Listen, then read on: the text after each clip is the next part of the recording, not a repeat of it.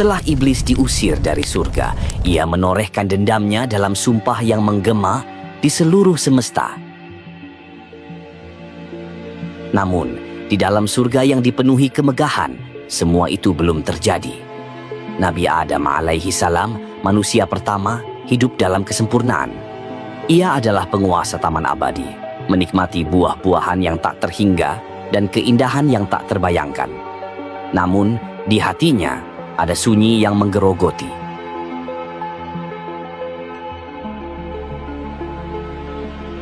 Allah mengetahui bahwa Adam membutuhkan pasangan, belahan jiwa yang akan mengisi kekosongan.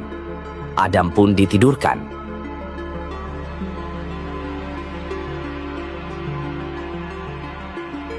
Dari salah satu tulang rusuknya yang bengkok, Allah menciptakan seorang perempuan yang anggun. Dialah Hawa, ibu seluruh manusia. Ketika Adam terbangun, ia melihat sosok di sisinya. Seketika, rasa sepi itu lenyap, digantikan ketenangan yang luar biasa. Mengapa engkau diciptakan? Agar engkau dapat menemukan ketenangan bersamaku. Keduanya hidup berdampingan, saling melengkapi, dalam taman surga yang luas tak bertepi.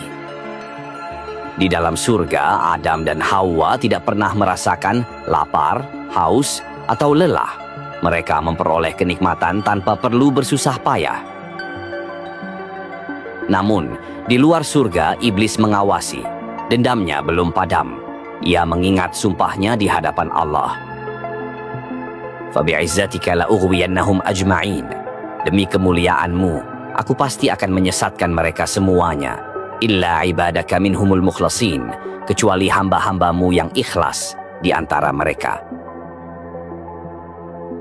Iblis tahu, jika ingin memulai balas dendamnya, ia harus menjatuhkan Adam dari kedudukannya yang tinggi. I will have my vengeance. Di tengah kehidupan surga yang penuh kenikmatan, Allah memberi satu perintah yang menjadi ujian bagi Adam dan Hawa. Sebuah batasan sederhana di tengah kebebasan yang tak terbatas. Firman Allah menggema, "Wa ya Adam uskun anta wa zawjukal jannata fakula min haitsu syi'tuma wa la taqraba hadhihi syajarah fatakuna minadh dhalimin." Wahai Adam, tinggallah engkau dan istrimu di surga ini. Lalu, makanlah apa saja yang kamu berdua sukai, dan janganlah kamu berdua mendekati pohon yang satu ini, sehingga kamu berdua termasuk orang-orang yang zalim. Quran Surat Al-A'raf ayat 19.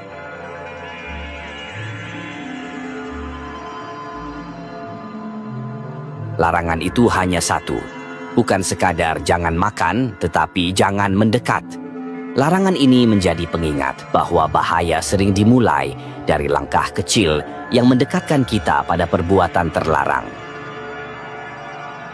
Pohon itu di antara ribuan jenis buah dan makanan yang tersedia menjadi satu-satunya yang terlarang. Seringkali, dalam hikmah Allah, ujian terbesar justru datang dari hal yang terlihat sepele. Namun di luar surga, iblis memperhatikan dengan saksama. Ia tahu inilah celah yang ia tunggu. Dengan penuh tipu daya, ia mulai melancarkan rencananya. Allah berfirman, "Fawaswasa lahuma syaitanu liyubdiya lahuma ma wuriya anhuma min sawatihima." Maka setan membisikkan pikiran jahat kepada keduanya yang berakibat tampak pada keduanya sesuatu yang tertutup dari aurat keduanya.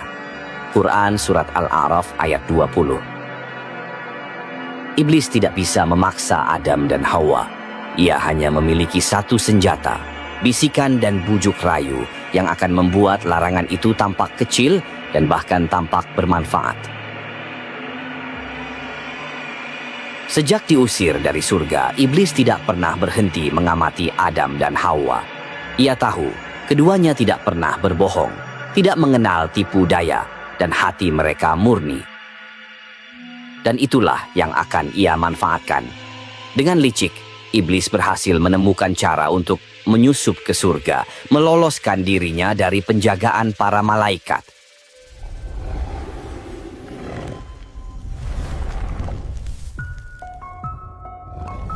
Begitu berada di dekat mereka, ia memulai bisikan.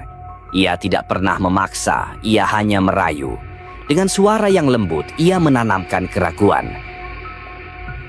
Tuhan kalian melarang kalian berdua dari pohon itu, bukan untuk kebaikanmu, melainkan agar kalian tidak menjadi malaikat atau tidak hidup abadi. Iblis mengubah larangan Allah menjadi seolah-olah sebuah pembatasan yang merugikan mereka. Ia menjanjikan kekuasaan yang takkan pernah lenyap dan kehidupan yang kekal. Tidak cukup di situ, ia bahkan bersumpah atas nama Allah untuk meyakinkan mereka. Wa qasamahuma inni lakuma laminan nasihin. Dan dia syaitan bersumpah kepada keduanya, sesungguhnya aku ini bagi kamu berdua benar-benar termasuk para pemberi nasihat. Quran Surat Al-A'raf ayat 21. Adam dan Hawa yang tidak pernah mengenal kebohongan, tidak pernah menyangka ada makhluk yang berani bersumpah palsu atas nama Allah. Mereka percaya.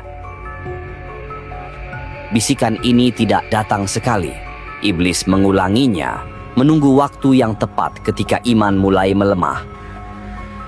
Di hadapan mereka, iblis kembali dengan bisikan terakhirnya. Makanlah, dan kalian akan menjadi seperti malaikat. Kalian akan kekal di sini.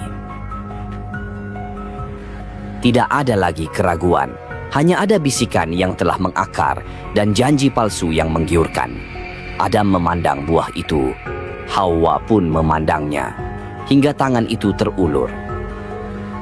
Allah berfirman, "Fadallahuma bighururin, falamma dhaqa asy-syajarata badat lahuma sawatuhuma wa tafiqa yakhsifani 'alaihima min waraqil jannah." Maka syaitan membujuk keduanya dengan tipu daya. Maka ketika keduanya telah mencicipi buah pohon itu, tampaklah pada keduanya auratnya, dan mulailah keduanya menutupinya dengan daun-daun di surga. Quran Surat Al-A'raf ayat 22. Begitu buah itu menyentuh bibir, seluruh cahaya pelindung di tubuh mereka seakan menghilang. Pakaian kemuliaan yang menutupi tubuh mereka lenyap. Panik, Adam dan Hawa berlari, mencari daun-daun surga untuk menutupi rasa malu yang tak tertahankan. Tiba-tiba, suara panggilan yang penuh wibawa menggema di seluruh surga. Wanadahuma rabbuhuma alam anhakuma antilkuma syajarat wa aqul lakuma inna syaitana lakuma aduun mubin. Dan Tuhan mereka menyeru, "Bukankah aku telah melarang kamu berdua dari pohon itu, dan aku telah mengatakan bahwa sesungguhnya setan adalah musuh yang nyata bagi kamu berdua." Quran Surat Al-A'raf ayat 22. Tidak ada lagi yang bisa disembunyikan. Kesalahan itu nyata, dan konsekuensinya tidak dapat dihindari.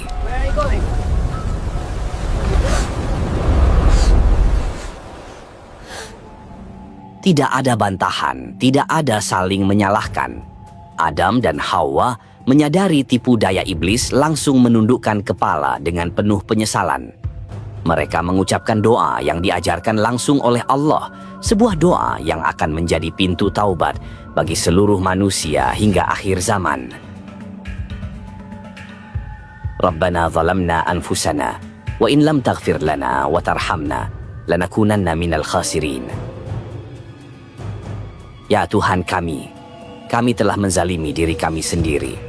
Jika Engkau tidak mengampuni kami dan tidak merahmati kami, niscaya kami termasuk orang-orang yang rugi. Allah dengan segala kasih sayangnya menerima taubat mereka. Namun, ampunannya tidak menghapus konsekuensi dari kesalahan. Surga yang dulu menjadi rumah mereka, kini harus mereka tinggalkan.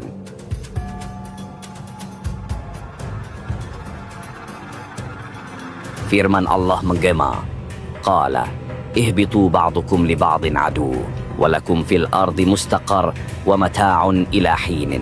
Allah berfirman, turunlah kamu. Sebagian kamu menjadi musuh bagi yang lain, serta bagi kamu ada tempat tinggal dan kesenangan di bumi sampai waktu yang telah ditentukan. Quran Surat Al-A'raf ayat 24.